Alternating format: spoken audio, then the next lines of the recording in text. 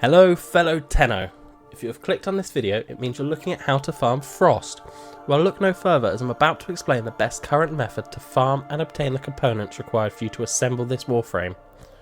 As Frost can only be farmed from extra on Ceres, this means that each component will be dropped piece by piece from Lieutenant Lech, Kril and Captain Vor duo fight upon a successful kill, except for the main blueprint. This can be obtained from the in-game market. The drop rate for the three components from a successful kill are as follows.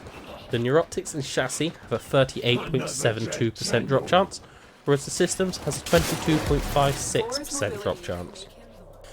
In order to kill the duo, you will need to load into their assassination mission, which is extra on Ceres, and head to the waypoint indicator on the map. When arriving at the waypoint indicator, you will trigger the introduction cutscene for both of these bosses. In order to complete the fight, you will need to kill both of them.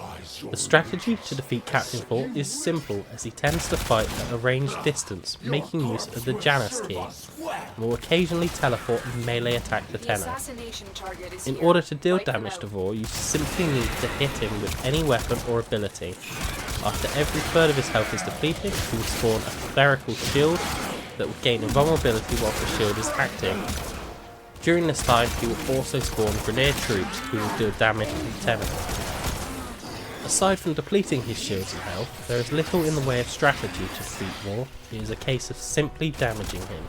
Wait out his invulnerability on his shield, and repeat this until he dies.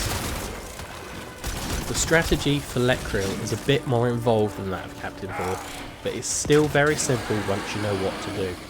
Lieutenant Lech Kril is invulnerable to all damage, but the 4 coolant pipes on his back can be shot off.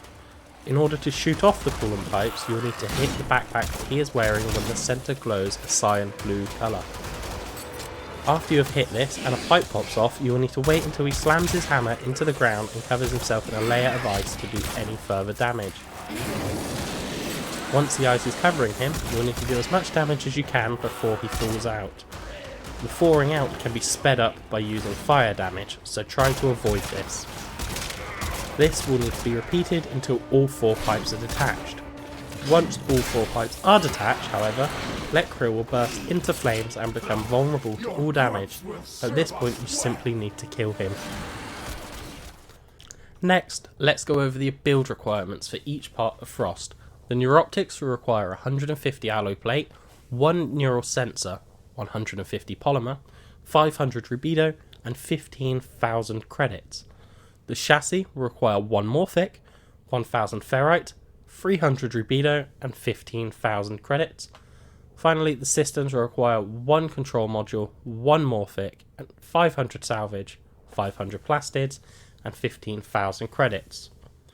Once you've assembled all 3 of these parts, you can build the main Frost frame with 25,000 credits and 1 extra Orokin cell. Before we end, let's go over Frost's abilities.